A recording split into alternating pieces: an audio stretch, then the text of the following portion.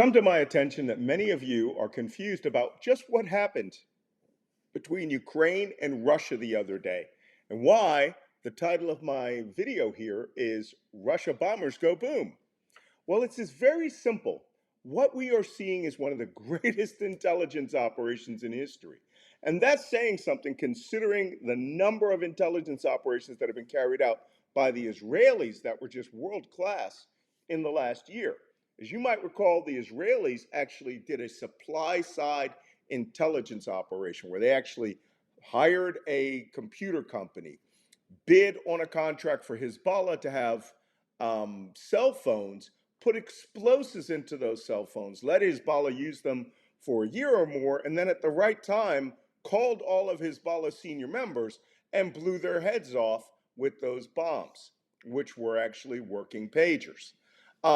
That was not just a brilliant intelligence operation. It was one which didn't really take any involvement of Israeli agents in Hezbollah in Lebanon or Syria. They just set up a factory in Asia, built the bombs, got the contract, and blew the Hezbollah operatives up. What we're seeing with Ukraine is something much different. This involved setting up spies inside of Russia who were there to create an intelligence chain of logistics of other spies that all around Russia would move hundreds of drones that they built in Russia, put explosives on them, inserted them into the tops of trucks, and then drove those trucks thousands and thousands of kilometers. And instead of launching drones from Ukraine and letting them fly and get shot down by Russian air defense near these bases, which they couldn't reach, right? One of them was 1,500 kilometers away from Russia, from Ukraine. They drove the trucks to within a kilometer or two, right? That's a few thousand yards, and launched drones in a swarm that went, identified the bombers, landed, and blew up. Now, why is this one of the greatest intelligence operations in history? I have studied the history of intelligence going back to Mesopotamia to today. And what we are seeing here is an operation that wasn't just done with all of this, with just the logistics, the supply chain. These spies had to live in Russia for 1 year, according to President Zelensky, 1 year, 6 months, and 9 days to execute this operation.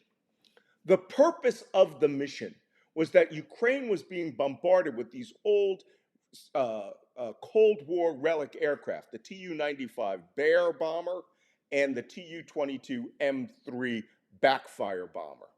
These bombers were being used as strategic missile launchers and carriers. So they would have 8 to 16 missiles on rails, or they would carry one very large missile or two medium-sized missiles, would come up, fly towards the Ukrainian border, never penetrate Ukrainian airspace, and launch hundreds and hundreds of missiles per night.